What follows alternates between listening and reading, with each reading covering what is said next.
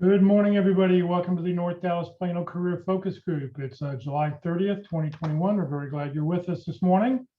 Our agenda today, we'll start out with success stories. We'll then go to our 30-second introductions. We'll have everybody put their contact information in the chat box, and then I'll get that out to everybody this afternoon. We'll then go to our committee reports. We'll hear about workshops, job fairs, the practice interview team, interview success workshop, and then we'll hear from the career tip of the week. And then we'll hear from our speaker, the main event coming up around 10 o'clock this morning. For those people who don't have a full first and last name, and we ask that you click on the participant box, hover over the microphone camera, and you should have an option to rename yourself. This way I can capture, it's one of the two ways that I capture who's attending this meeting today. So if you will, it's just good practice to put in your full first and last name. That way people can find who you are. And then once you rename yourself, be sure to click that little blue box underneath. Remember my name for future meetings. That way it'll always stay there. For those on Zoom throughout the presentation, please just use the chat box. For those watching us on Facebook, you can just enter your questions into the comment field. Please note this event is being recorded and is currently live on Facebook. The recording will be on the Career DFW Facebook page and the Career USA YouTube channel for others to view in the future. By participating in this event, and if you have your microphone or camera on, you give consent for your name and picture to appear. Please note that comments in the Zoom chat window do not appear in the recording. Well, good morning, everybody. My name is Jeff Morris. For those who don't know me, since 2007, I've been facilitating and leading the North Dallas Plano Career Focus Group. The group's been around since the late 1990s. I took it over in 2007 when the person who was running it got a job, and I've been leading it ever since. In 2008, I saw a need that was to start a website called careerdfw.org to help those in the Dallas-Fort Worth area in their job search by trying to put everything someone who was unemployed needed and put it in one spot. In 2012, I launched a second website, careerusa.org, to help people outside the Dallas-Fort Worth area. I have written a book called What I've Learned About Your Job Search That You May Not Know. It is available on Amazon. And since 2017, I've been a member of the practice interview team, and you'll hear more about that in just a moment. Well, we like to start the meeting off with good news. Do we have any landings? No one emailed me this week, so do we have any landings? Unmute your mic and please tell us the good news. Yes, Mark McDonald. I'll have one, and maybe she may still show up because she comes pretty regularly, but Joanna Wise has landed a position with Bright Health. It's a long-term contract. She'll be able to work remote, and she'll be doing commercial appeals and grievances. So Joanna's a health insurance expert, and so it's landed a position. She starts on September 3rd because she's going to be taking vacation to Germany between now and then. So congratulations to Joanna.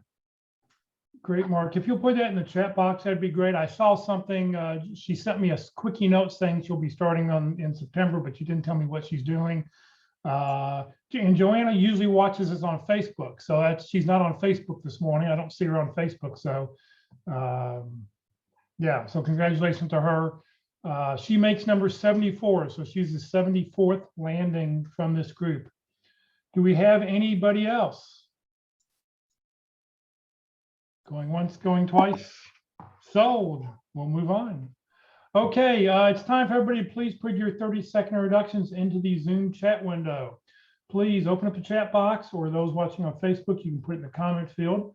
Put in your name, a comma, phone number, comma, email address, comma, the position you're looking for, comma, then list 2 or 3 target companies, and then hit the return key. That way everything will be all right together. And the reason for doing this is that hopefully this afternoon, when I get this email out to everybody, look over the list and see, well, who do you know? Who do you know at one of these companies, and how can you help them? And maybe you can be that contact to get them into a company and help them land. So everybody, if you will, put your information into the Zoom, into the chat window or the comment field. That would be great. Whoops. What happened here?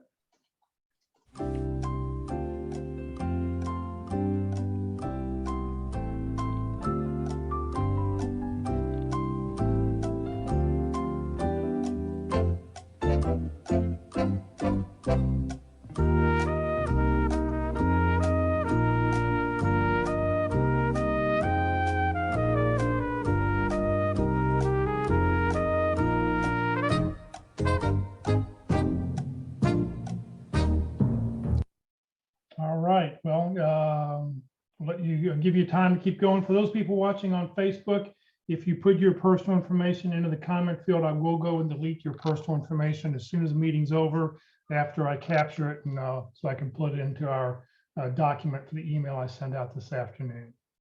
Everybody, you can continue on. If you haven't gotten your information typed in yet.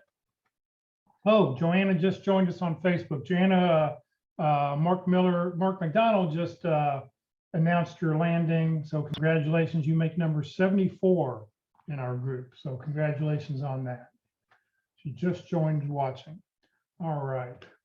All right, it's time to hear about job and career fairs, training and workshops. Good morning, Eldon. Good morning, Jeff, and happy Friday to everybody. Again, this is Eldon Zarinsky, and my job today is to provide you with career and job fair information, as well as information on special workshops and other events. I go through the information very quickly, so if you hear something that catches your eye, I urge you to go to the calendar tab at the website careerdfw.org. There it is up on your screen. Click on the appropriate subject matter item and the exact event that you're interested in. You'll generally find more information about that event, usually links to participate and or to register. All right, having said that, this week's career and job fairs, the PTG Packaging Technology Group Hiring Job Fair will be held at 2650 Sylvania Cross Drive in Fort Worth. It's Friday, July 30th from 8 a.m. to 5 p.m. So it's going on right now. And there's a link that you can find out more information about that on the calendar. They will also have another session on Saturday, July 31st from 8 a.m. to 12 p.m. again at 2650 Sylvania Cross Drive in Fort Worth. Also, again, the United Electronic Recycling event will be held at First United Methodist Church at 3160 East Spring Creek Parkway in Plano on Saturday, August 7th from 9 a.m. to noon. If you have any electronic items that need to be recycled, please feel free to drop those items off at that event. They also have a paper shredding event every third Saturday each month, and there are some shredding and disposal fees associated with that. Job and training fair will be held at the East Library Recreation Center at 1817 New York Avenue in Arlington on Saturday, August 7th from 10 a.m. to 2 p.m. This week's special workshops. Online, LinkedIn Tuesdays at 1 p.m. Join Locke Alderson, Terry Sullivan, Ruth Lipsky, or Kurt VandeMotter for an online session on LinkedIn. There's a Zoom link and a Facebook link for you for that event. Again, that's Tuesday, August 3rd from 1 p.m. to 2:30 p.m. Also online, the Who You Know Career Transition Summit will be held Wednesday, August 4th from 10 a.m. to noon. And there is a registration link for that event that's hosted by Foster Williams. And if you don't know Foster, I urge you to get to know Foster Williams. Networking Outside the Box that Yields Results workshop will be held Thursday, August 5th from 1 p.m. to 2:30 p.m. And there is a registration link for that, and registration is required. So I urge you to go to the calendar and find out more about that. And finally, online Effective Resume Seminar, Thursday, August 5th from 1 p.m. to 2 p.m. Join us each month on the first and third Thursdays for our Effective Resume Seminar. On August 5th, it's Andy Cook talking about selecting resume language. And on August 19th, Rex Shiat, strategies to beat the applicant tracking system. And there is a Zoom link and a Facebook link for that particular workshop as well. And that's it for this week. Eldon, thank you very, very much. All right.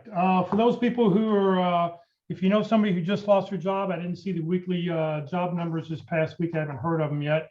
But if you know somebody who just lost their job, please let them know about Career DFW, Career USA. If you know anybody in job transition, let them know about the workshops that we're putting on. Let them know about the websites. It's there. If you know somebody who just lost their job, right there on the very front page banner, there's a click here for help. And when you do that, it opens up a great little article that's got a lot of checklists and other things that will help you sort of prepare somebody if somebody hadn't looked for a job in 20 years and they're not sure what to do. This will help them get started. All right, it's time to hear from the practice interview team. Good morning, Mark. All right, well, good morning, everybody. And again, congratulations to Joanna. So she practiced a couple of weeks ago for another position, and we've been keeping in touch. She came to lunch on one Friday afternoon a couple of weeks ago. And so she's had a lot of opportunities and has now landed. So great. That's great for her. And let me tell you a little bit about the practice interview team, because you want to, get involved with that so you can land as well. And what we do is we offer practice interviews. We're all about building your confidence. And so when that key interview comes, you can differentiate yourself from the other candidates and be confident, build rapport, ask the questions you need to ask, and move on to be the final selected candidate. So practicing does help. You probably spend a lot of time working on your resume and your LinkedIn profile, but not so much on practicing. So I have a free service available where you can come and practice. And I encourage you to practice early and practice often, which means you do not have to have an opportunity in hand to come and practice. Just pick out a job description that looks good to you, your dream job, and send that in. And we'll put together an interview panel for you. It's usually 3 people who interview you and give you a chance to improve and build your confidence before that key moment actually arrives. Now, the interviews are given by volunteers, so it's completely free, and they've all been hiring managers, and they've all been through job transition. As a matter of fact, many of them are currently in job transition, just like you, and they're donating their time and their expertise to help you practice your skills. So when you're ready to get involved, all you need to do is send me an email at dallaspitcrew@gmail.com. That comes directly to me, and include your job description, the job description that you picked out in your resume. And it'd be really good if you could include your availability for +2 days and +3 days. That'd be business days. So today's Friday. I'm scheduling for Monday or Tuesday of next week. And if you send that right along with your resume and job description, I can get started right away setting up your practice interview. We do them every day of the week. We do them on Zoom. You'll get a recording of that. The interviews take about 45 minutes. The whole session takes about an hour and 15. And there's feedback at the end about the things that you did well and the things that you might consider to improve your interviewing skills. And so you get a copy of all that, the interview and the feedback. And so reach out to me. I have one scheduled for next week so far. And so there's at least 2 and potentially 3 openings for next week if you'd like to practice. I also encourage you to link in with me, and I already posted up my information on chat, but I'll do it again. And so you can just click on that link, and that'll take you to my LinkedIn profile. Just send me a brief note that said we met on the North Dallas Plano Career Focus Group. And I'd like to know where we made contact before I add you to my network. But once you're in my network, of course, that's going to help you find people inside your target companies. And that's the big advantage of linking in with people. So go ahead and do that, and I'll be happy to accept with a brief note. The Pit Crew also offers one-way interviews, just a chance to practice working with a tool that we use, the Easy Hire tool. Companies pay a lot of money for this tool. Jeff got it donated to us for your benefit to help job seekers. And so the way the Pit Crew does it, I give you the questions in advance so you can prepare. And then I give you a link to the tool, and then you interact with the tool. You record the answers to your 4 questions, and then you'll get another link with the video. Okay, and then you can look and see how you did. So I encourage you, our goal with this is just to help you become comfortable with using these types of tools, because I got to say, it's a very awkward and uncomfortable experience when there's nobody at the other end. It's even much different than being on a Zoom call. So take advantage of that opportunity. It's pretty painless, and nobody's going to see that video except for you. And just send in an email to dallaspitcrew@gmail.com and say you'd like to request a one-way interview, and we'll make that happen. Let's see, the interview Wednesday. So we just wrapped up last week, the 13th session for this round number 4, and it starts up again next week. And so at a high level, there's the 13 sessions, 5 sessions on preparing to interview, 5 sessions on effective interviewing, and then 3 special topics. And last week's topic was all about common mistakes that people make. So if you want to go to the Career USA YouTube channel and take a look at that, I think that's very worthwhile. And starting up right next week, we'll start with session 1, which is preparing to interview in general. And then after that is a session on how to prepare for a specific interview, and we'll go from there. Mark, thank you very, very much. The Interview Success Workshop. Good morning, Walt. Well, good morning, everyone, and welcome to Friday morning. I love to help you with interviewing success as well. I do it in a different manner, and I do it through the Interview Success Workshop. It is a free service that I offer to help you prepare and learn how to differentiate yourself and also sell ourselves, as I define by who we are, what we do, and how we can help. So being able to express our personality, our characteristics, our background, skills, experience, and how we use those two things to produce results for our interviewer is the basic premise about the workshop.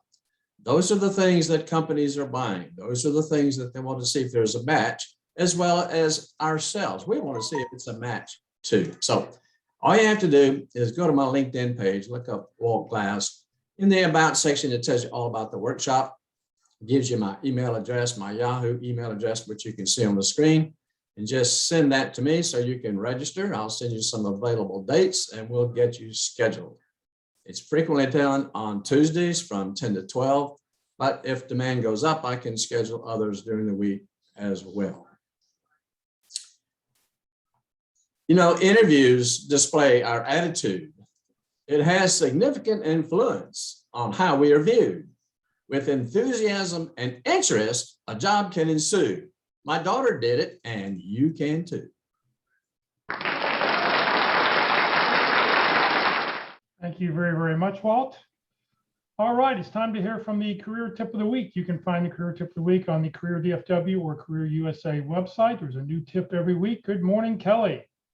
Good morning, Jeff, and good morning, everyone. The tip of the week is entitled 6 Simple Mistakes That Can Sabotage Your Job Search. A seasoned career recruiter who has interviewed close to 10,000 job candidates shares the most common mistakes that trip up job seekers. The author is Judith Humphrey. There is no shortage of tips on how to have a successful job search, but when you fail to get the gig you want, you may be left wondering why. Hiring professionals are deluged with applications and don't have time to write a "thank you for applying" letter, so candidates are left guessing. I decided to go straight to the source and asked a seasoned career recruiter what the most common pitfalls are. In a far-ranging discussion with Tijal Wagadia, a career expert at JobScan, who has interviewed close to 10,000 job candidates in the past 7 years, Wagadia shared the biggest things that can trip up job seekers. Number 1, applying for everything in sight. The number one thing that will derail you is applying for a broad range of jobs that you're not qualified for. It's understandable that with so many jobs being advertised on job boards and coming to you directly from sites like LinkedIn, you'll feel you're in demand. But think again before you apply. Unless you have 70 to 80% of the qualifications, you shouldn't go for it, says Wagadia. And that doesn't mean you anticipate that you can do 80% of the job. It means that you have already done 80% of the job. It's one thing to say, I can do this, and it's another thing to say, I have done this. For mid to senior level positions, companies look for at least 3 to 5 years of experience.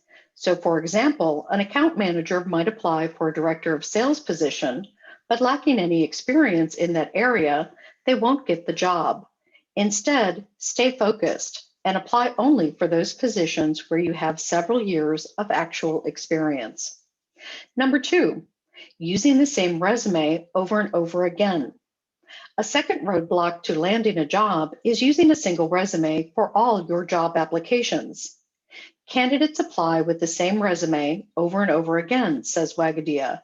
They haven't looked closely enough at the job description and made sure the skills listed are reflected in their resume.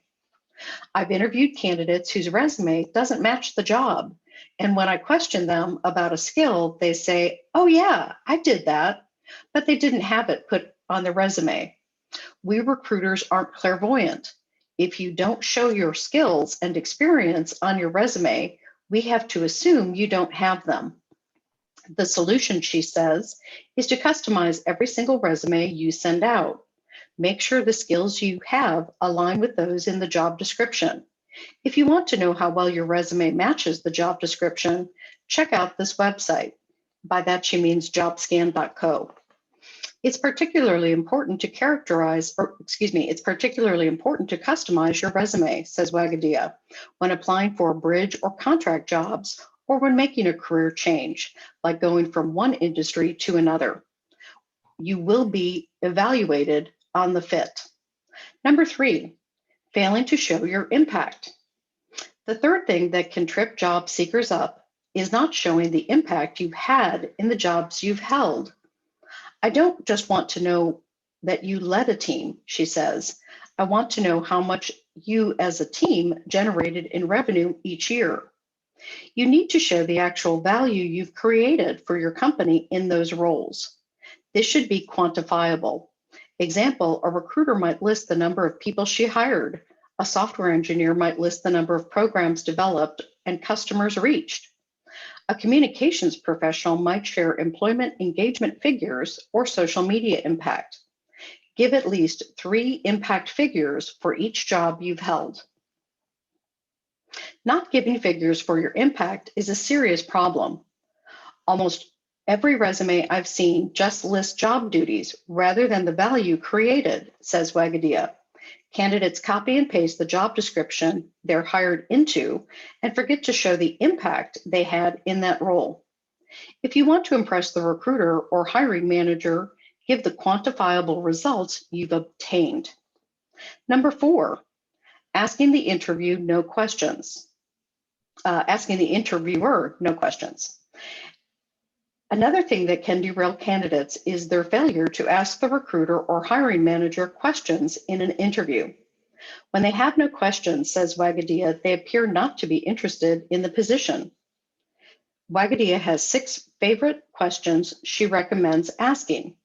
Number 1, what does success look like in the first 90 days for this person? Number 2, what problems are being solved by the team right now? Number 3, what is the number 1 stakeholder complaint you've heard about the team? Number 4, what is it about my background that you think would add value to your current team? Number 5, how do you define culture?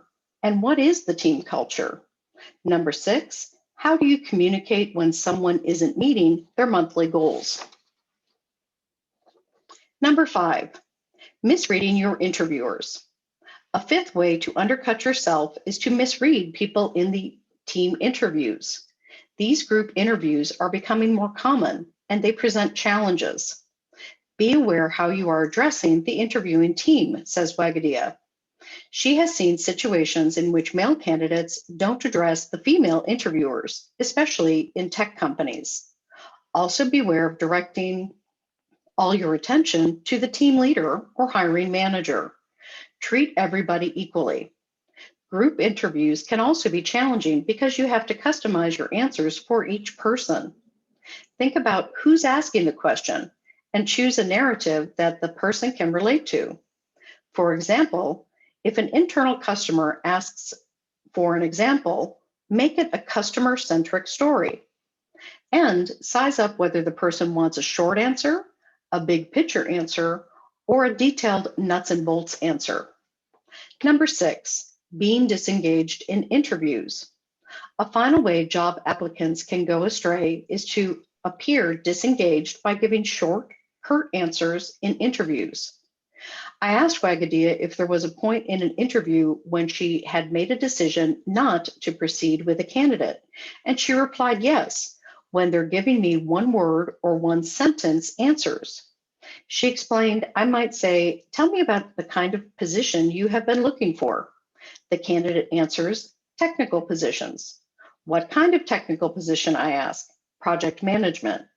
When it feels like I'm pulling teeth, Wagadia says, I decide not to proceed with that candidate. An interview is a conversation, not an interrogation. That's it. Thank you, everybody, and have a good day. Thank you very much, Kelly. All right, the lunch report. Due to rising COVID numbers, we are not going to be organizing lunches for the next few weeks. So we need to see where the COVID numbers head down to. So hopefully, if you have not been vaccinated, you'll reconsider and go get vaccinated so we can all get back out and see each other again. So in just a couple minutes, we'll hear from our main event will be Kurt VandeMotter talking about the new normal job search and what has changed. We'll hear from him in just a couple minutes. I want to talk about what's upcoming next Friday, the first Friday of every month. We always do open forum. So we'll talk about whatever questions you have about your job search. So you're welcome to bring those questions and comments, and we'll talk about that next sort of a free-for-all next Friday. And then on August 13th, Friday the 13th, how to use reference solutions to find target companies. This is the presentation that Kip Lipson and Mike Ray give on how to use reference solution, used to be called Reference USA, how to find target companies. Finding target companies are very, very important because it helps give you a direction of who you should go start networking with. So that'll be a very interesting presentation on August 13th. Okay, it's time to hear from our speaker. Many of you know Kurt if you've joined us for any of our LinkedIn presentations. Kurt is one of our 4 speakers who talks about LinkedIn once a month. He's a retained executive search consultant.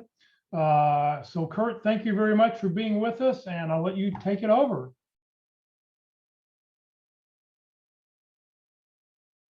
Hello, Kurt. Okay, can you hear me? I can hear you. We can't see you, but we can hear you. Yeah, I can't, I don't know. Something's gone wrong with my camera, Jeff. I don't know what it is. I thought that I fixed it yesterday and it was going to work today, but it's not. So if you guys can bear not seeing my smug, then I'm going to talk to you as if I was conference call, I guess. I hate not having you be able to see me, but I am sitting in an office. I'm not on the golf course doing this from my car, trying to drive 70 miles an hour or do something crazy. So I am sitting here and you've got my attention. Jeff, who was the young lady that was just speaking and giving a bunch of tips out to the team? That was Kelly McLean. Kelly, that was fabulous. I mean, I've taken notes on all the different things that you talked about because that list of examples and things that you talked about are absolutely spot on. Absolutely spot on. There wasn't anything that you said that I was like, oh no, don't do that. So I hope everybody listened well. And if you didn't, I know that this is being recorded. I encourage you to go back and listen to what Kelly had to say, because I don't know what that document was that you were per se reading from, Kelly, but it was very, very, very much in tune. So we're going to talk today about the new normal. And I wish that I knew how you would define the new normal. I don't know that there's any way that we can predict what the new normal or what the future is going to be. I mean, it's almost like the wild, wild west.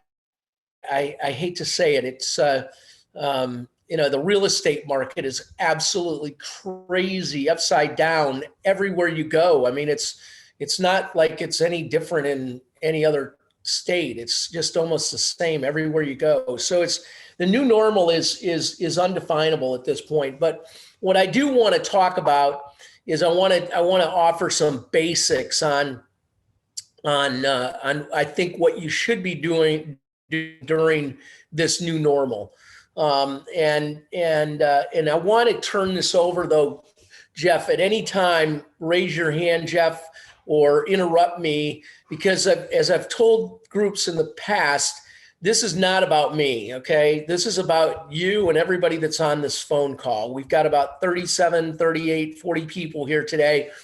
And it is about you all, meaning that if you came to this meeting today with questions you want answered, then I want to make sure that those questions get answered before anything else, because I can talk about a lot of different things, but most importantly is everybody that's on this call.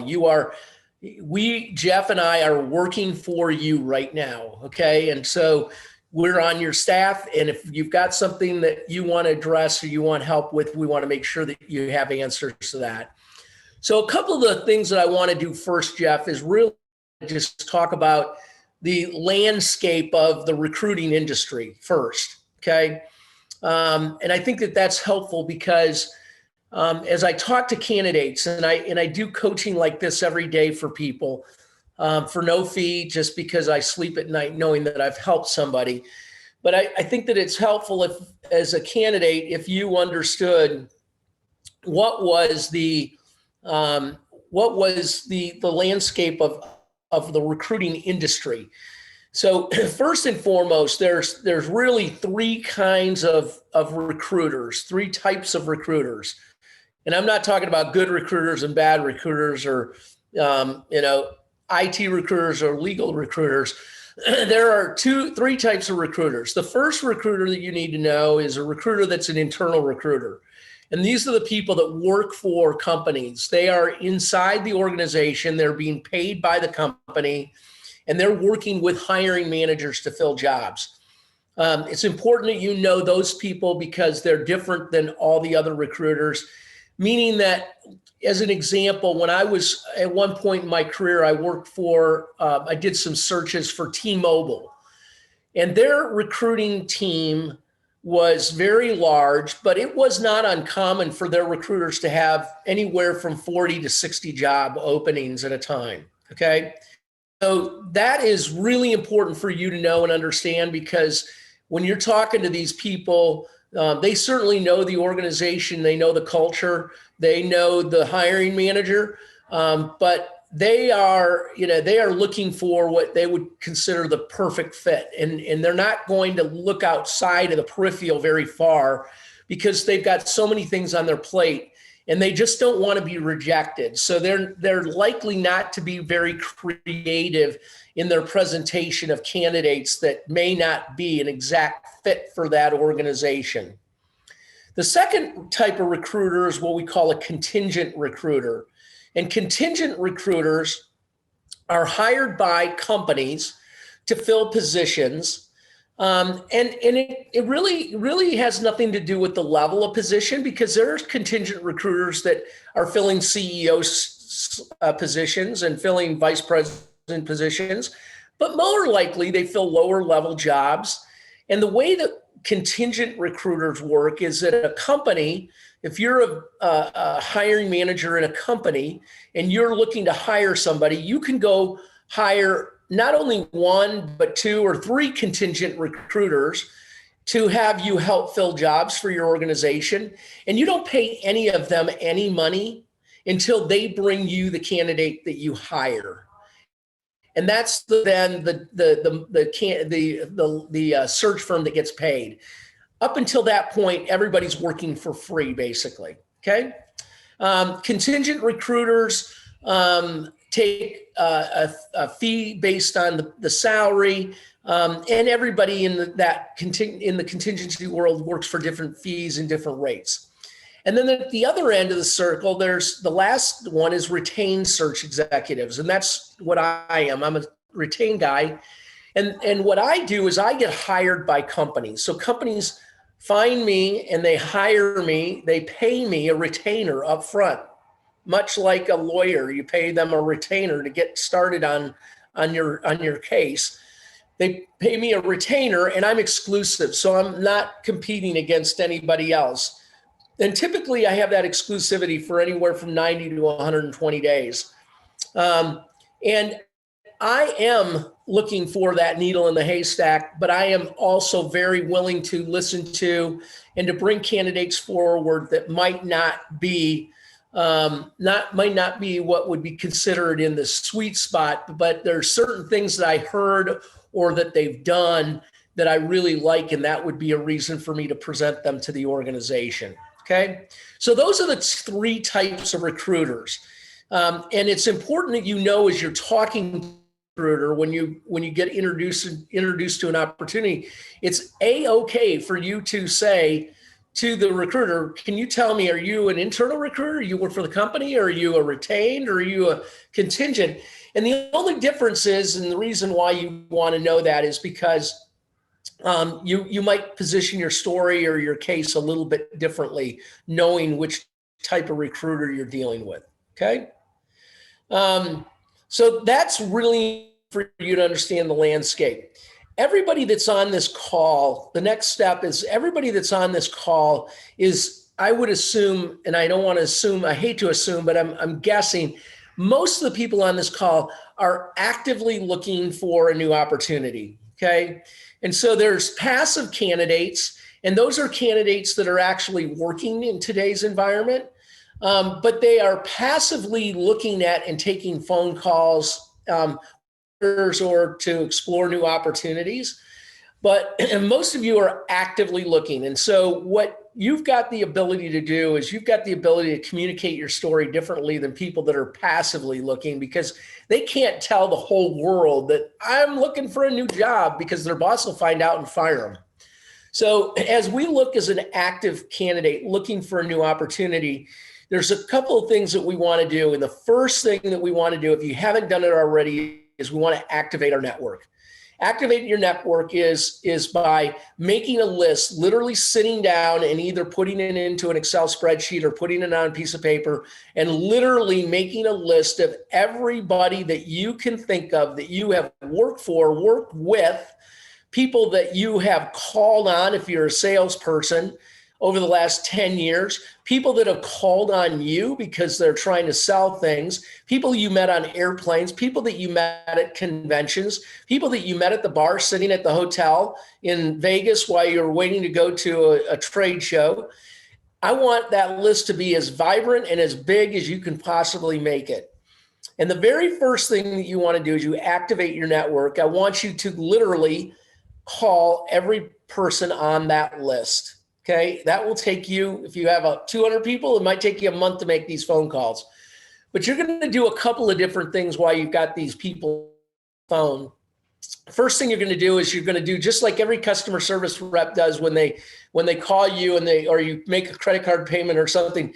Doesn't everybody ask you, can I validate or can I confirm that I've got your right contact information? Now, if you've been emailing them and you're talking to them on the phone, obviously you don't need to do that. But if you've reached out to them via your email and you don't have their phone number, you need to get that data updated so that you've got an updated activation list.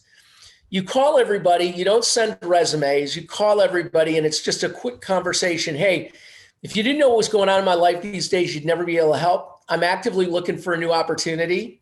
And some of the companies that I'm targeting right now, including, give them 2 or 3 companies, okay? And then you are just letting them know that, hey, can I have permission to continue to communicate with you over the next 30, 60, 90, 120 days until I get a job? You're a valuable resource, and I just want you to know what's going on in my life. And if you wouldn't mind, I'm not going to call you every month, but I'm going to communicate with you via email every month and just keep you updated on what's going on in my career as my search goes on. Okay.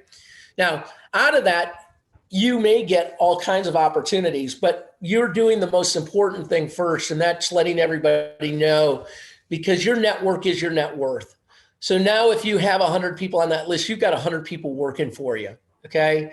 And that's what we want to do, is we want to tell the world that we're actively looking for a new opportunity.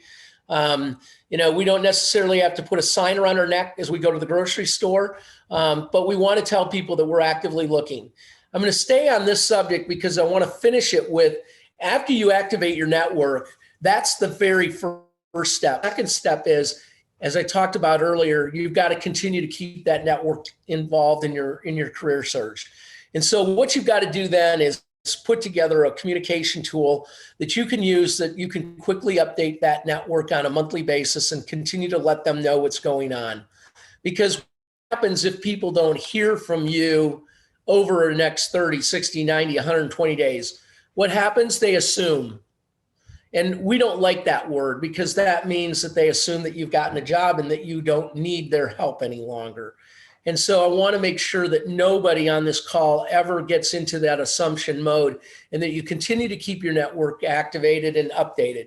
Now, the tool that I recommend, and maybe one day I'll write a book about this, I certainly have gathered enough stats on it that I could easily, I wish I had more stats, but I've gotten so many referrals and calls about this.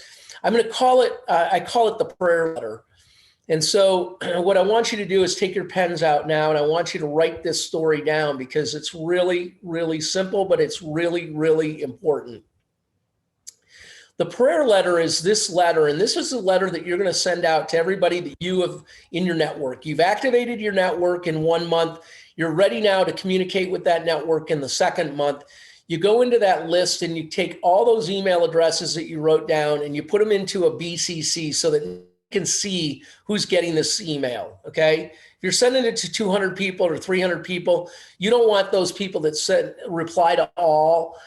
People ask you to get off their list really quickly. It's mind-boggling. But put everybody's name into a BCC. You don't have to have a 2. You don't have to have a CC.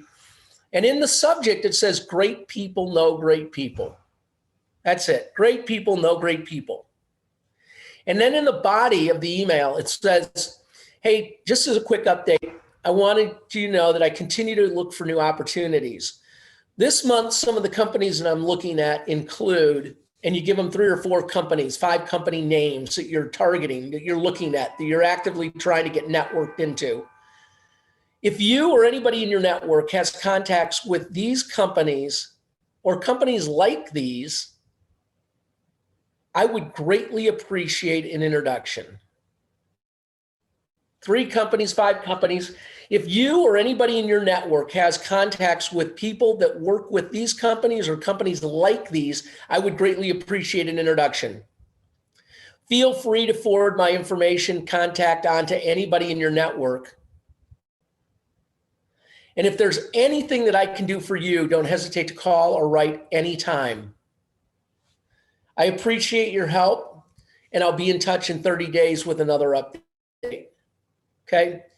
So if you don't like that format, you don't like that prayer letter, the prayer letters I used to get, you would say, read this prayer 10 times, send it to 10 people in the next 10 minutes, or you're going to die and go to hell. Okay? Well, I'm still here talking about it. So the prayer letter is so simple. If you don't like that format and you want to make it more personal or you want to add more information in there, that's okay. Do not attach a resume. We want resumes to be asked for, and we want to use that as a way to create a conversation with people. So do not send resumes to people, just blanketly copying, sending resumes to people. You don't know what they're looking for. And so your resume and your experience may be spot on, but there may be some things that you need to do to that resume to customize it, to make it for that organization. So don't just send blanket resumes out, because that's a big mistake that candidates make. Is those resumes out, hiring manager gets it, sends it over to HR, says, hey, I want this person to be interviewed for the role. The recruiter goes, this person doesn't have this, and this. I'll talk to them, but the conversation will be 3 minutes instead of 20 minutes because you didn't have a chance to update your resume and give that recruiter the information that they really wanted. So don't send blanket resumes, okay? So some chat going on here. So I'm going to see if I can read some of these and see. It seems I get a lot of emails and phone calls from contingent recruiters. Some I don't think they have strong relationships with the company. One recruiter told me that he sends out more than 1,000 emails every day. Thoughts? Great question. Great question. That is one of the, I don't like telling that story. So whoever asked that question, Kevin, great question. Contingent recruiters do that. What they're doing is they're trying to build their database.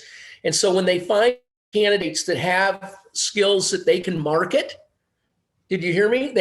When they have skills that they can market, that's your resume, that's your personal background, that's your history, that's your life.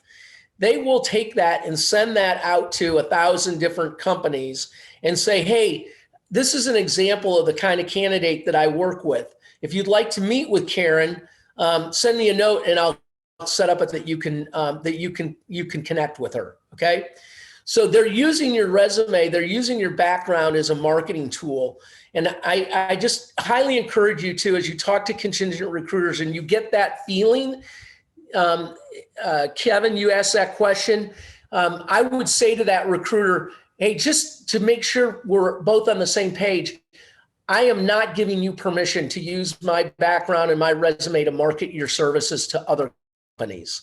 If you're actively working with a company that my background's a good fit for, I would love an introduction, but please do not blanket send my resume out to hundreds of companies without my approval beforehand, okay? So, so somebody asks, is there anything that you should attach to that monthly letter? No, nothing. Please don't send anything. You're trying to create conversations. And this is what we're trying to do during our job searches. We're always trying to create conversations with people, okay? And so you want to leave it somewhat open-ended so that they might call and say, hey, you mentioned that you were interested in American Airlines. I don't know anybody at American, but gosh, I know the president of Southwest Airlines. Would that be a good introduction? Okay. Well, maybe it's not a good introduction because you know, he forgot that you got fired from Southwest Airlines 2 months ago. Okay. But most likely it would be a good introduction because you've identified a company in an industry that he knows or that person knows other people. Okay.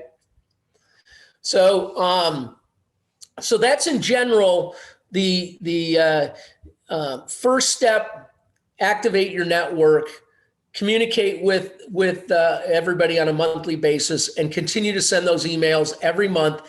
Once you queue this email up, it shouldn't take you but at least 3 minutes to send that out every month. Pick a day, you know, middle of the week, not on a Monday, not on a Friday, to send that note out and keep everybody updated on what's going on in your search. I'm going to tell you that this works. There's a lot of you that are going to be reluctant to try this method. I'm not charging you anything for it. I didn't make you buy the book to get the story. I said I coach a lot of people. The story that comes to mind that I like to tell most often, there was an executive that was referred to me, and he had been the CFO with a family-owned business. And this was a multi-million dollar business. And they were down in the Temple area, and they were in the, they weren't in the meat packing, but they were in the CPG industry. And this executive had started with this family when he was 18 years old, working there in the summers as an intern. And then after graduating, went into their finance department, and within 3 or 4 years became the CFO of the company. And he was now 54 years old. He had worked for the company for 33 years. I mean, it's the only job he had ever had, only family he'd ever worked for. The third generation came in and they decided they wanted somebody younger and a little bit different than what they had in this executive. So the reason I'm sharing this story is because finance executives, as an example, don't know generally how to market themselves very well. They're not as good at doing that heavy lifting as salespeople or marketing people, because those people know how to market themselves. They know how to position themselves. They are the brand. They are the product, and so typically finance people don't take advice very quickly. And so this executive though latched onto that, and he called me 3 months later and he said, Kurt, I hope you share that story with everybody that is unemployed because it works. He said, I activated my network, and in 3 months, I had 3 job offers. I made contacts with companies and organizations that I would have never have gotten my hands and feet into.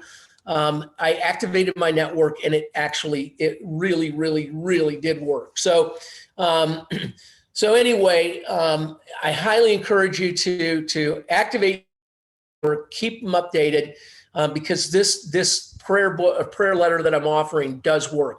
Now, in line of that, there are some other things that we want to do as well. I do a presentation for Jeff and his team on how to use LinkedIn, because I live on LinkedIn. I use a product that LinkedIn sells called LinkedIn Recruiter. And most recruiters that are in this today have to use the product. It's really a differentiator. But one of the things that LinkedIn Recruiter does is first and foremost is it's so that everybody has a good visibility of what the product looks like is that when they built the product, they built it on top of LinkedIn. And so LinkedIn Recruiter has a separate set of APIs that link into the database of LinkedIn. And so I have 100% visibility into the network. There aren't, I have 3 degrees, 2 degrees, 1 degree. I get to see everybody. But the key is that you as a candidate, when I'm in LinkedIn Recruiter, you cannot see me. And I tell you, you cannot see me. People say, no, I get that list where I see where people looked at me and it might show that a recruiter, but it's confidential. Look, no, I don't show up anywhere. And the reason is because I would never get recruiters to spend tens of thousands of dollars every year with them if candidates could see me, because you'd be calling me to say, hey, I just checked out my LinkedIn and saw that you were looking at my profile. What job are you searching for that I might be able to help you with? I would never get anything done. My phone would ring all day long. And so, because I literally look at hundreds of profiles every day.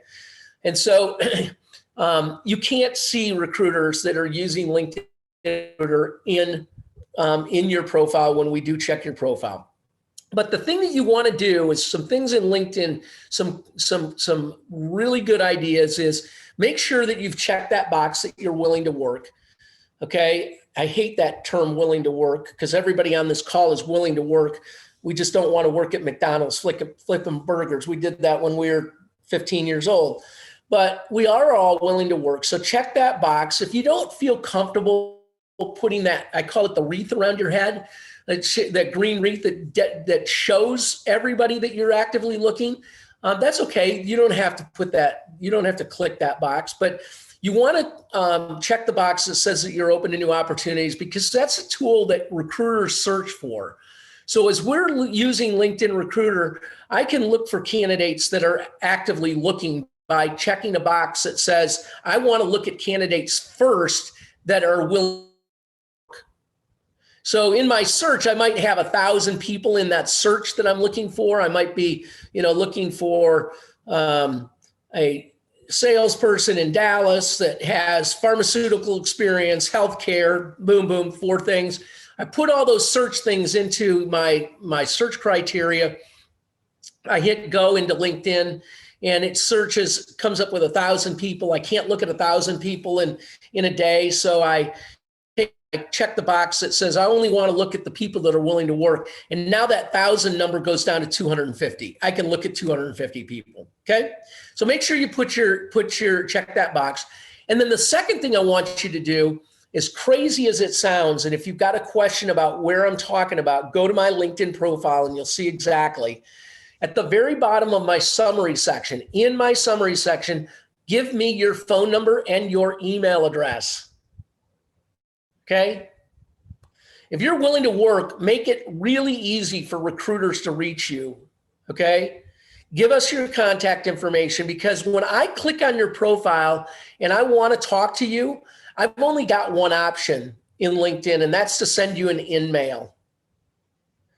And if you are not actively looking at or using LinkedIn, okay, then you will, oh, thanks somebody. That's my friend Jeff. Thank you so much. There is about Kurt right down there.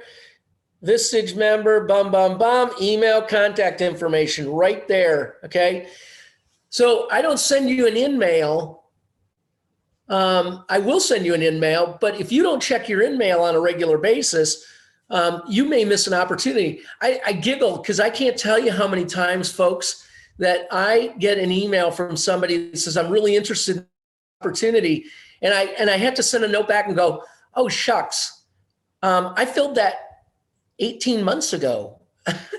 Maybe you better check your in-mail a little bit more often, okay? So not everybody checks their in-mail, but that does bring up another subject, and that means that I want you to, every time somebody sends you a message in LinkedIn, I want you to send a note back to them. Whether it's thanks, I'm not interested, or not interested, or okay, or you write them a long message. LinkedIn tracks you as a candidate or as a user on LinkedIn, And they'll put you in this box that says that you are less likely to reply to messages if you don't reply to every message. And you don't want to be in that box, because that's another search criteria that I can search for. I can search for candidates that are willing to work. I can search for people that are more likely to reply. Okay.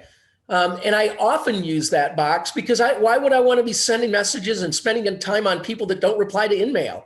There'll be that person that sends me a note a year and a half later that says, hey, I'd love to learn more about this job. Well, shucks, it's gone. You should have looked at this a year and a half ago, and you would have had a chance at it. So make sure you're sending messages back. Make sure you got your contact information in LinkedIn.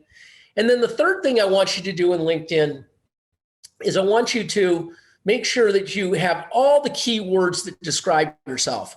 So sit down and make a list of the 50 keywords that you would use to describe yourself, and make sure that those are in LinkedIn, because again, that's how recruiters search for candidates. I am looking for right now, I'll give you a few jobs that I'm actively looking to fill, and maybe somebody on this call has got a friend or is a candidate that would be interested in these roles. But one I'm working for, this is a high-end job. It's not the IT, a VP of IT, but it leads IT. But I need somebody that's has a background in data architecture. I need somebody that can sit with the business team and hear the requirements of what they need from an IT perspective, and the data that they've got and access to the data.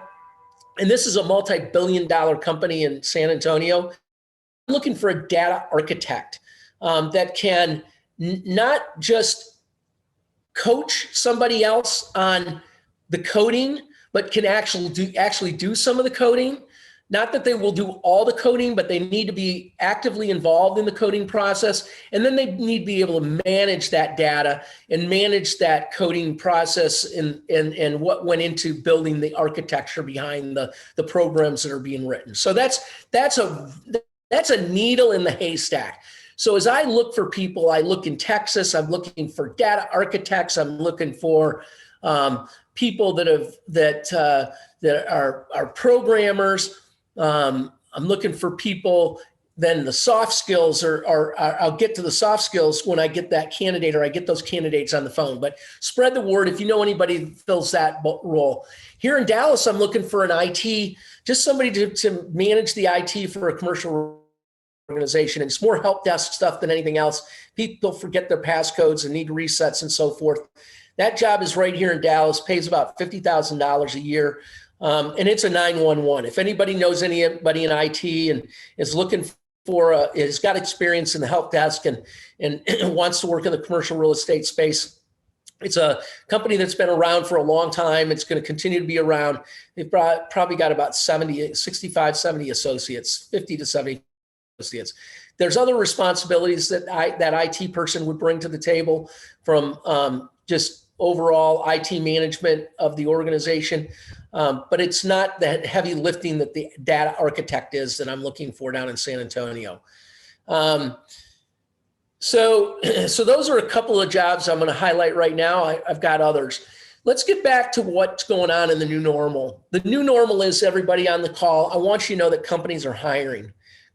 Companies are actively hiring. Do not turn off the news. If you're hearing otherwise, that companies are not hiring, I want you to know that companies are hiring and that the market is very vibrant. I wrote an article, a published article recently on the war on talent. And the talent war is greater than it's ever been, because you all are active candidates. Okay, we talked about that. You're actively looking. And the number of active candidates in the market today, if I listen to the news, is somewhere around 6.5%. Okay, the number hasn't changed a lot in the last 90 days. The job numbers don't come in. They're not meeting their expectations. I mean, last month or a couple of months ago, they expected over 1 million new jobs, and I think the number came in at less than 200,000. So the jobs aren't, they're not being advertised. But there are jobs out there, okay? But there's also You know, the talent pool is larger than it's ever been because the number of passive candidates that are actively looking is bigger than it's ever been. Candidates aren't happy, candidates aren't happy with so many different things, and it's not the same everywhere, okay? There's a slew of candidates that don't want to ever go back to the office. At the same, there are just as many a slew of candidates that can't wait to get back to the office because they love that camaraderie, okay?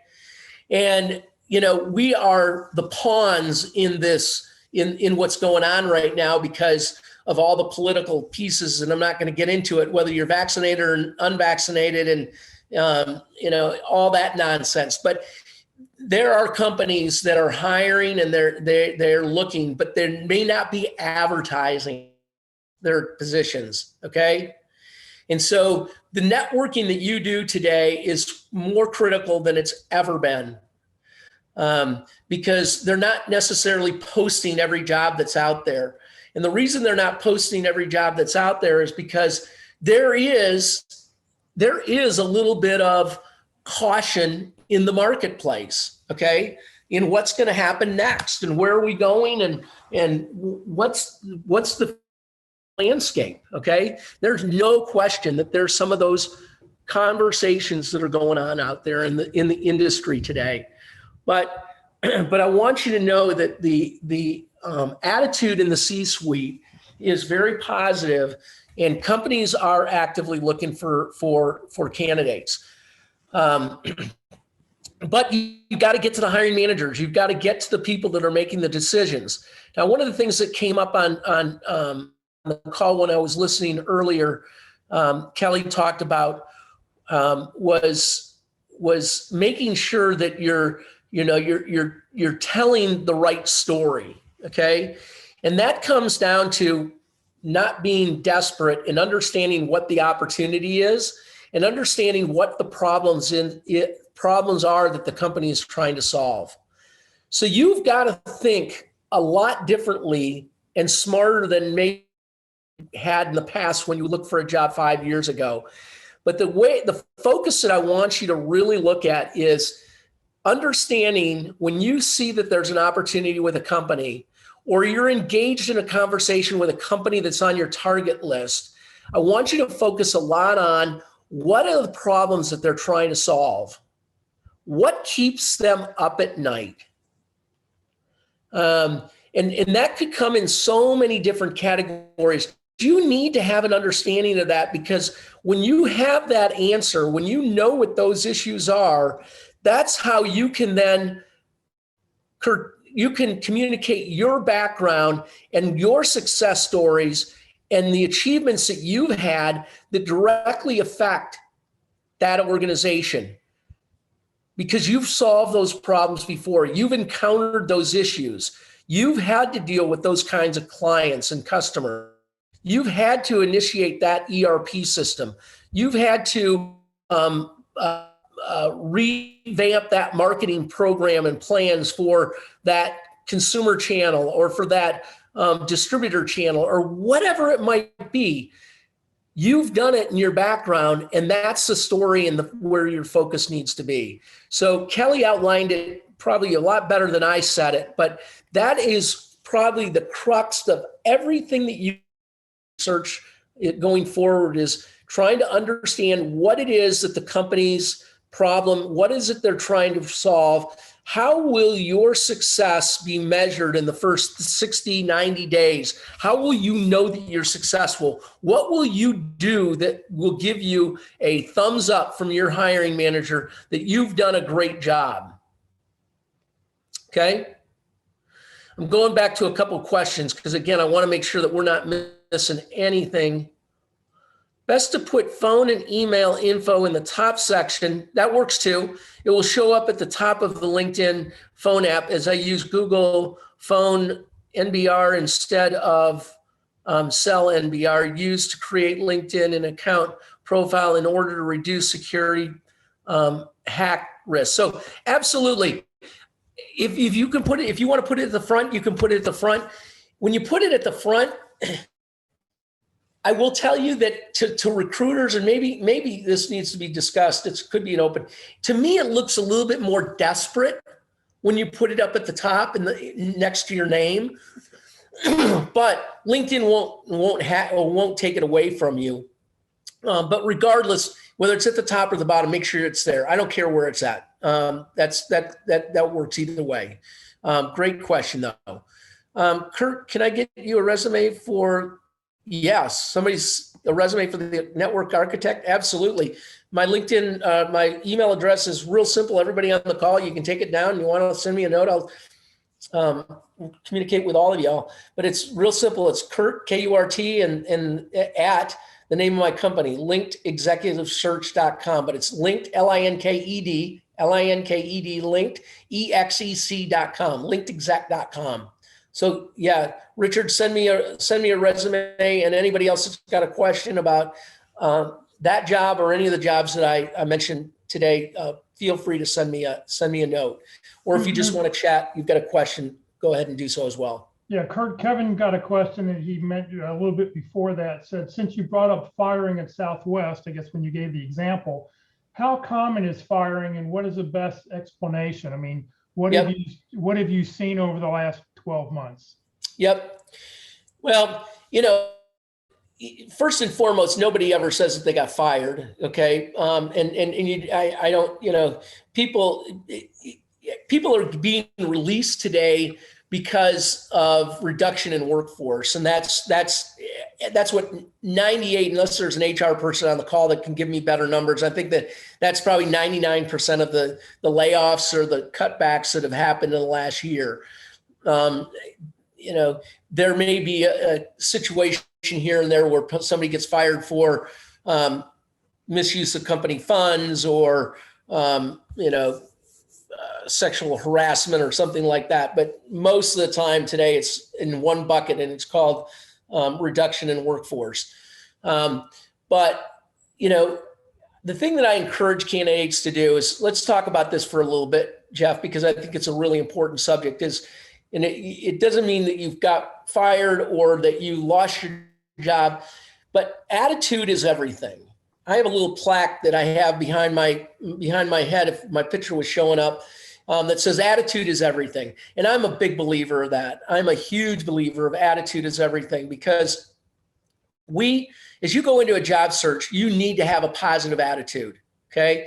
If you have been you let go from your company, you were let go a year ago, you were let go a month ago, you've got a chip on your shoulder, get it off, figure out a way to get rid of that anger and get a positive mental attitude, because you can't go into a job search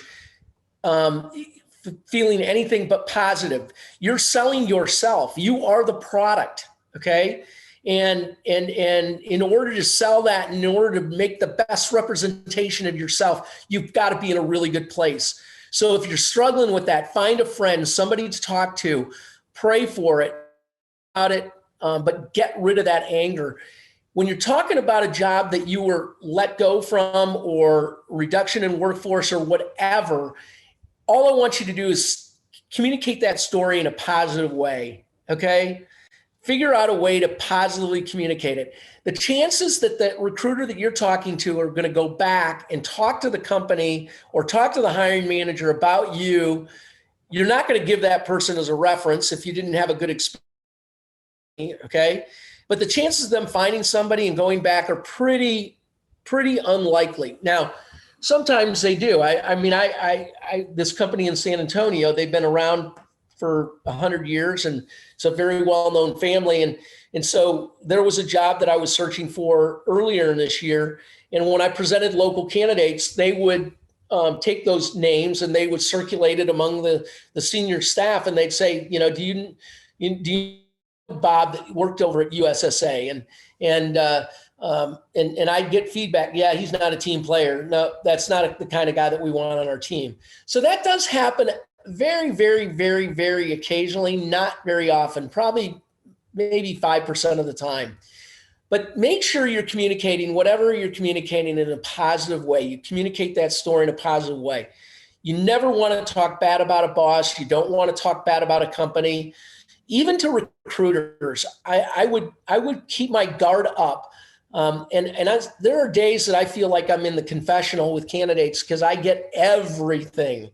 And I will say to a candidate, I'm really happy that you feel comfortable communicating that to me, but I hope that that's not a story that you tell anybody else. So make sure that you're just telling a positive story and you're communicating in a really positive way. So I have a question. And being able to do it in a concise fashion. Go ahead, Jeff. Yeah, well, so I guess my next question is just interesting, being a retained search executive, how often are you looking for somebody that the person who currently has a job doesn't know they're going to be out of a job in the next month if you find the right candidate to replace them? Does that happen very often? Yeah, it does. It happens more often than you would imagine. And that's part of the retained search. It's the confidentiality that comes with it as well. And in a lot of cases, I have to have candidates sign non-disclosures before I even can mention the name of the company. So that does happen quite frequently. Maybe 40% of the time, Jeff, not all the time, but maybe 40% of the time. More often today, though, what's going on, and I think Kelly addressed this again in some of the presentation that she made earlier on, but more often today, companies are hiring executives because they're trying to solve a problem, okay? There's an issue that they're trying to overcome. Now, it could be this story.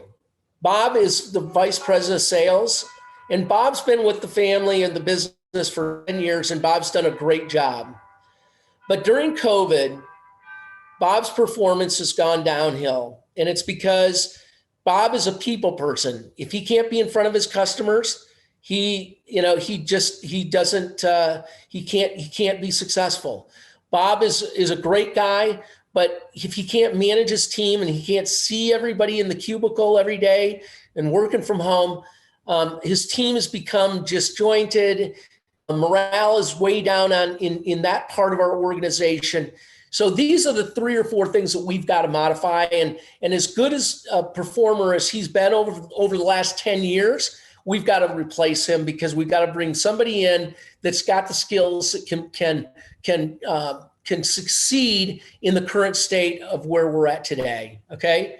Well, those are a number of different problems and issues that we're trying to solve.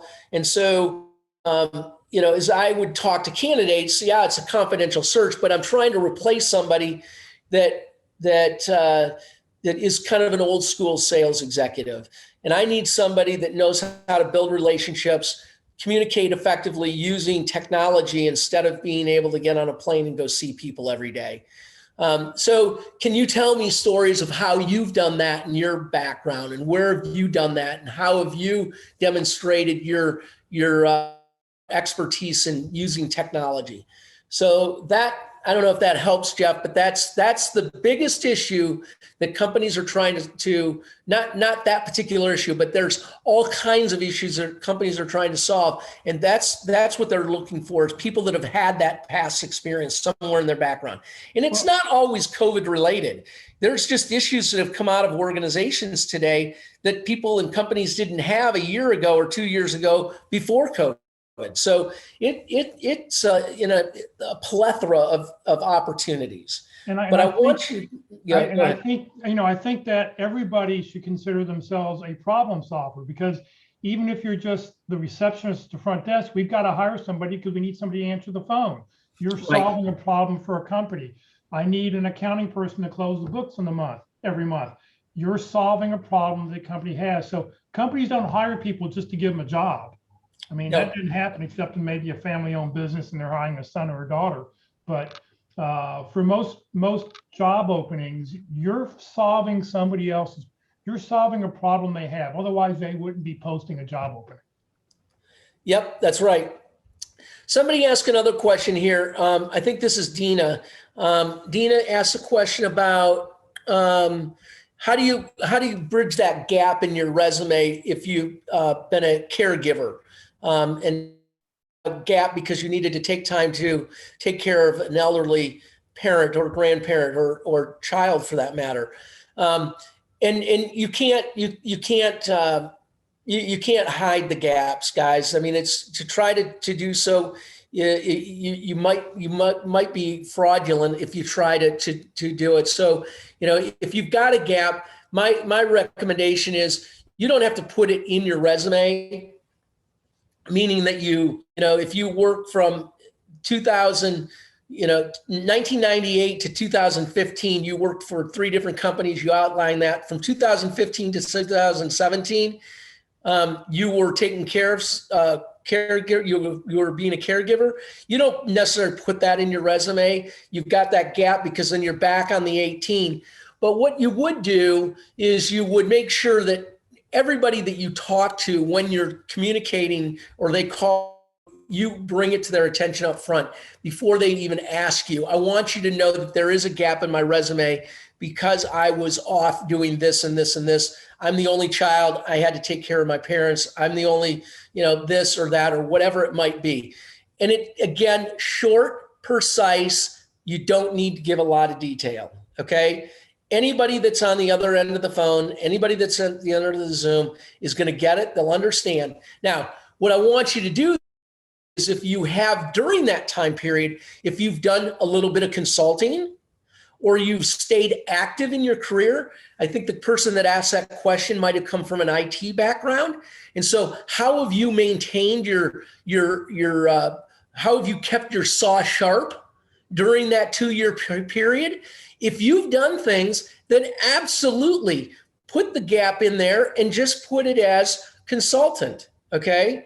And again, you don't have to give a lot of detail, but when you're asked by the recruiter, you can give the example of, I was off for a couple of years taking care of elderly parents, but in order to keep my saw sharp, these are some of the things that I did in my field to make sure that I didn't skip a beat and that I'd be ready for this next opportunity. All right, Hopefully Kelly that asks, helped. he says, no one has a crystal ball, but do you anticipate the hiring pace to continue between now and the end of the year? Yeah, I think it's going to continue. I mean, unless there's, and again, I don't know what the real reality is, Jeff. It's my wife and I are headed to a wedding down in Cabo next weekend. And if it wasn't for the friend that's getting married, we probably wouldn't go. But then I was on the phone just a minute ago before this call with a really good friend of mine, and he and his wife own a property down there.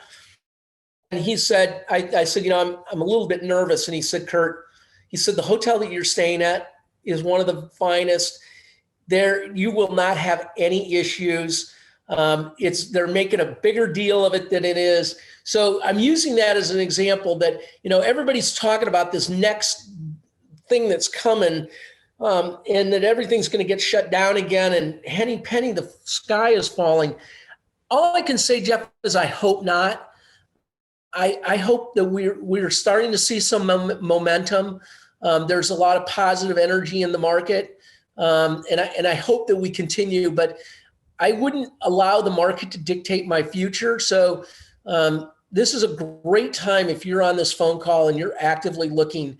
I used to do a presentation on reinventing yourself, but this is a great time for you to sit in a park or go sit somewhere quiet by yourself and really do that brainstorming on what do you want to do? Where are you going to be the happiest in your career going forward? Okay.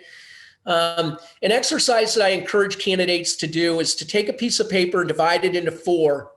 In the top left column or the quadrant, what are the things that you like to do? On the right, the things you don't like to do. On the left, bottom quadrant, what are the things that you're good at? And things you're not good at. You can add personal things. I love to cook. I hate to do dishes. I'm great at programming, but I hate to do whatever. You don't ever have to share this with your spouse. You don't have to share it with me or anybody else, but I highly encourage you to actively take the time to develop that list and use that as your mental compass as you go forward in your search. Because This may be the time to go buy that franchise or to look at that franchise opportunity, or this may be the time that you want to go live somewhere else in the world to do what you want to do, or that you've always wanted to write a book, or you don't want to work for corporate America again. You want to start your own business of some sort. I don't care what it is, but do that heavy lifting and that soul searching to make sure that you're that you're going to be excited about the next opportunity that you've got. And it may not be in that typical or that corporate opportunity that you had before.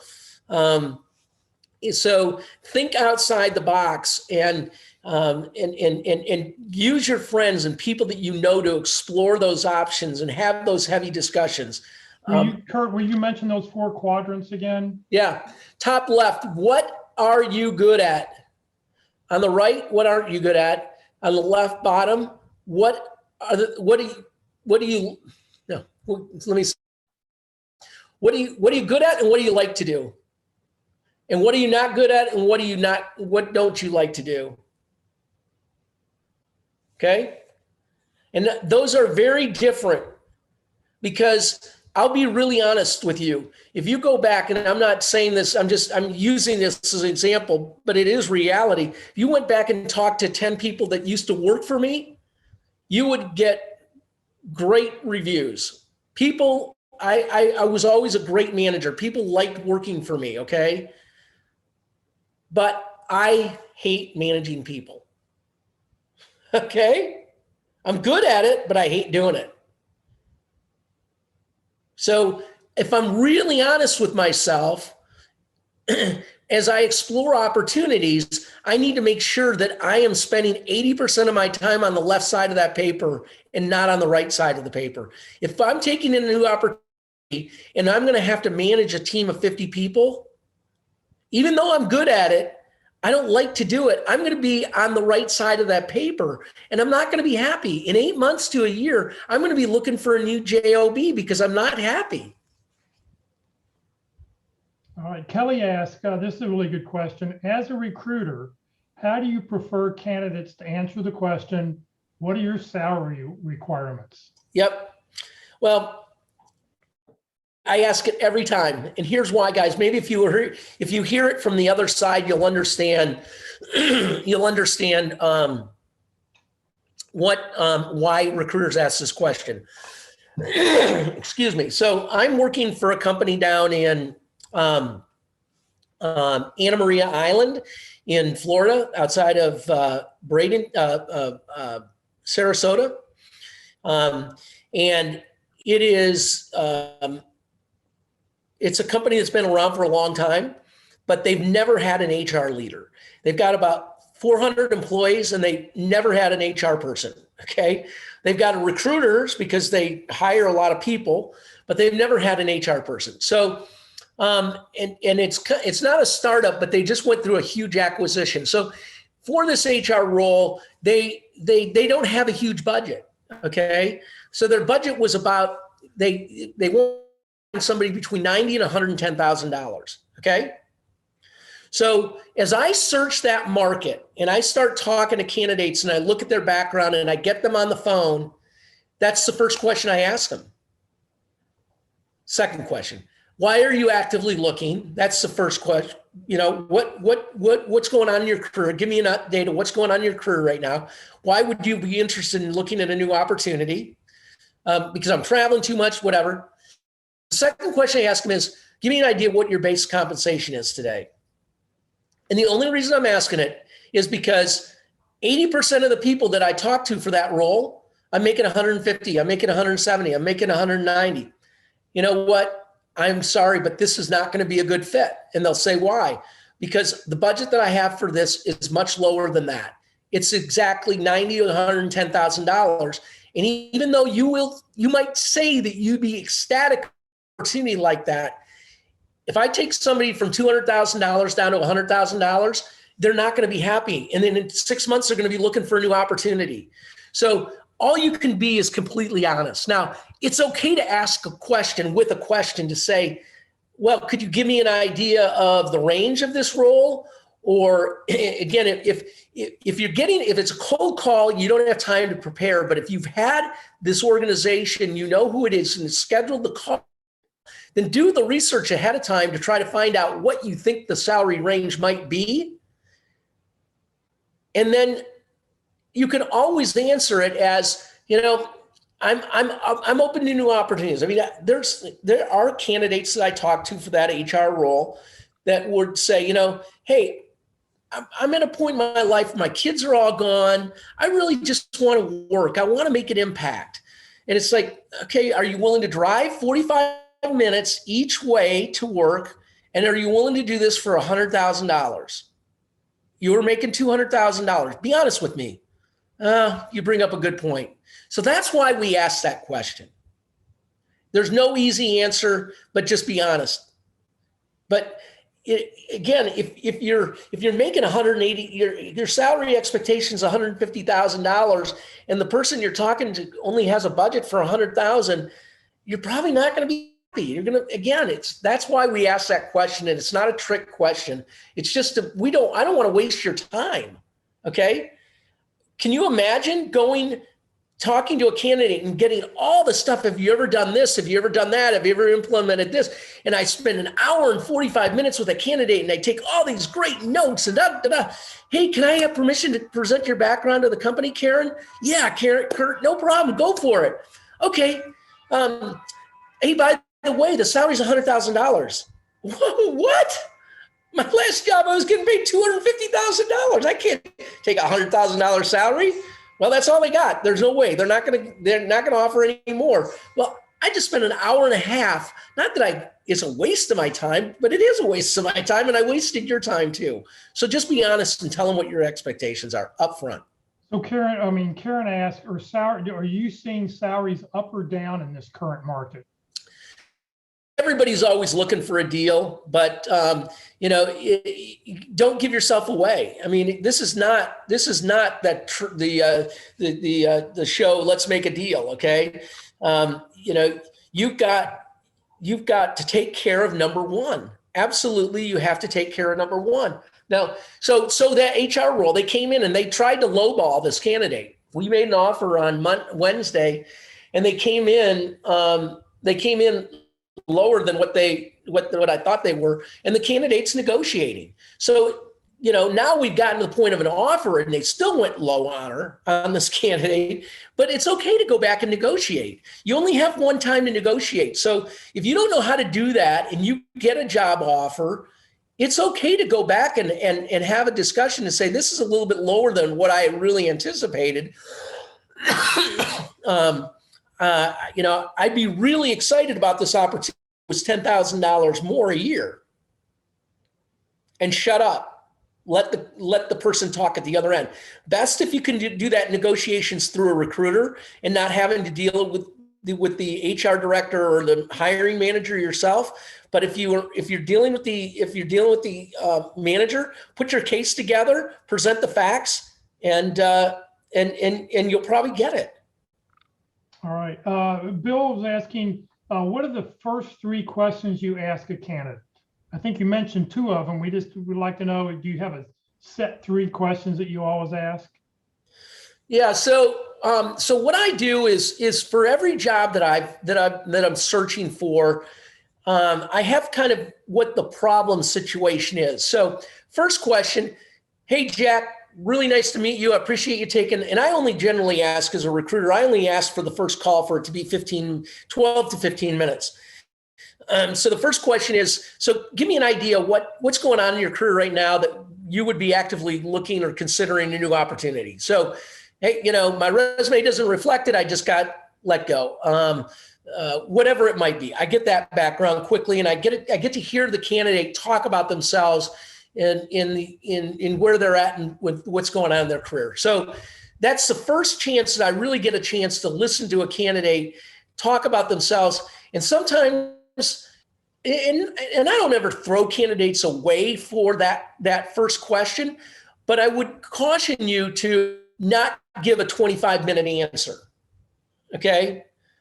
Be precise in your communication. Give a 2.5 minute answer, a 2-minute answer on what's going on in your career.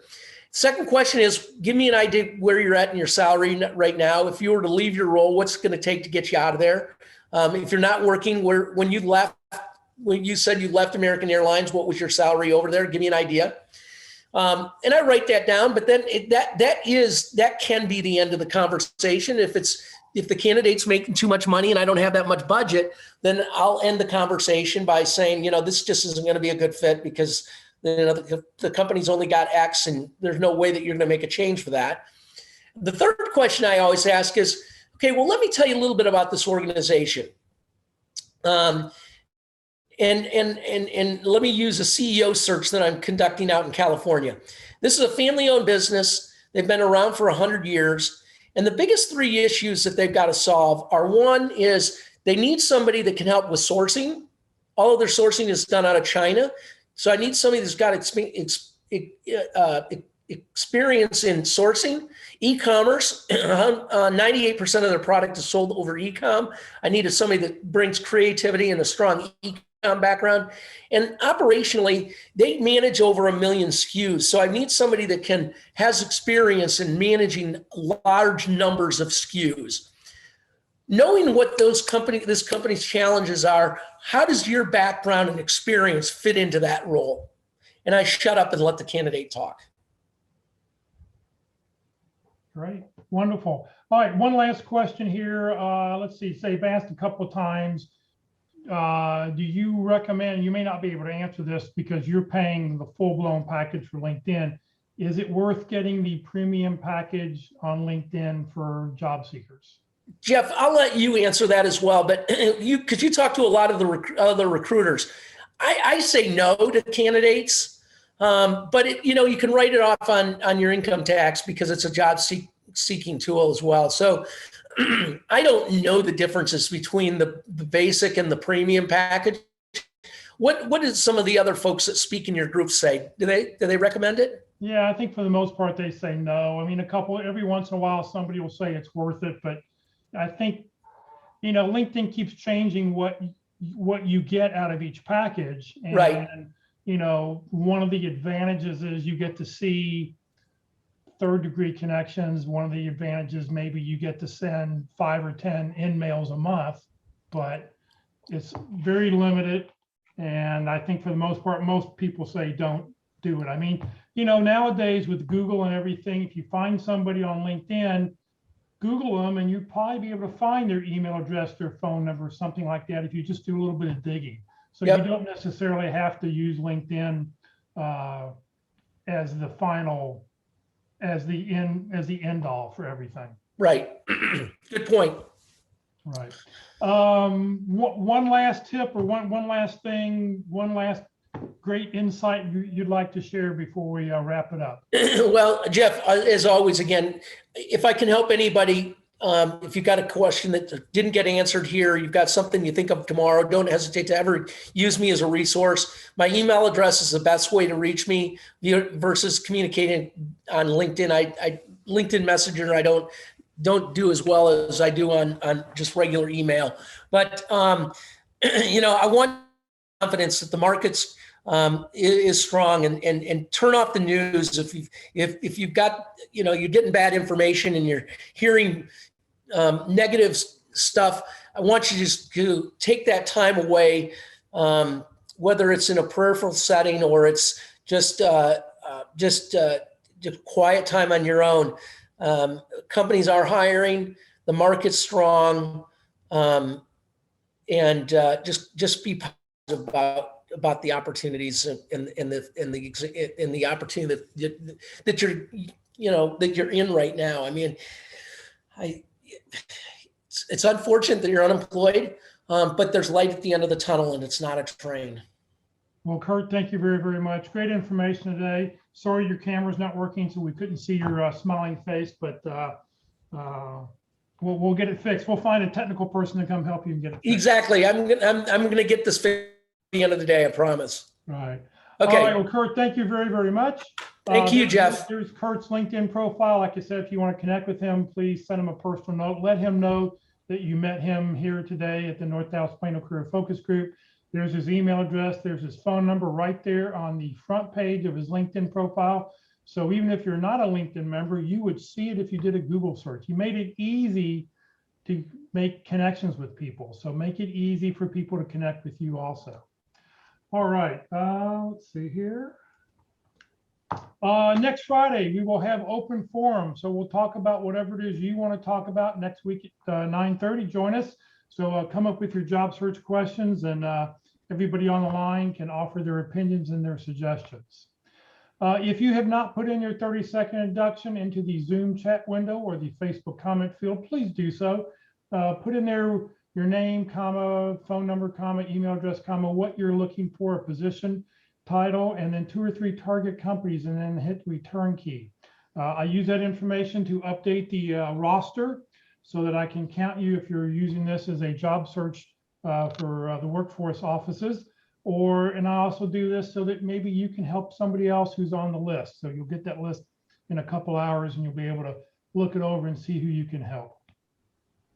Career DFW and Career USA is putting on training 4 days a week now. I've decided after 16 months that I need Mondays off. So we've moved the Monday networking sessions to Thursdays with resumes. So they're going to alternate back and forth. So LinkedIn Tuesdays, interviewing Wednesdays, resumes and networking on Thursdays, and then us on Friday. So coming up next Tuesday, how to create a LinkedIn profile that tells your key contacts who you are, what you do, and how you can help. This is with Terry Sullivan from BuzzPro. This event will not be recorded. So just be aware that if you don't watch it live, you're not going to be able to see it. For next Wednesday, if you're interviewing Wednesdays, we'll be on session number 1, preparing to be interviewed, how employment recruiting works, and developing interview tools. And then next Thursday, being the first Thursday of the month, it'll be resumes, selecting resume language, and this will be with Andy Cook. This session has been recorded. It will be on the Career DFW Facebook page and the Career USA YouTube channel. Please like us on Facebook. Please subscribe to our YouTube channel. We really appreciate it. Currently, I think there's 242. I looked yesterday. 242 workshops have been recorded up on the Career USA YouTube channel. On the YouTube channel, it looks something like this. Be sure to click on playlist, and then down below, when you find the playlists that have been created, click where it says view full playlist, and then up will come the list, chronological order, newest one on top, that will show all the different workshops or all the different titles of topics that we've talked about. So thank you very much for joining us today. Please have a great weekend. I did put an email out to everybody that if I've had somebody, an organization has nominated me for some award. It's not what it's all about for me, but I did put an email out to everybody that if you'd like to tell people how Career DFW and CareerUSA.org has helped you in your job search, if you want to put together a couple lines to sort of explain, what it is, how it's helped, where you'd be without it, I'd really appreciate it so I can get this document off to everybody else. I don't think I've won the award. This group who wants to nominate me for an award. So they're gathering this information. They say, well, here, you can do this. I said, well, no, I'm not into doing awards for me, but if somebody else wants to take this and run, great. So if you'd like to, please look at that email that I put out yesterday afternoon. For everybody else, have a great weekend. Kurt, once again, thank you very, very much. I have a question. Is this green screen working okay? It looks like I'm going to have to set it sideways to make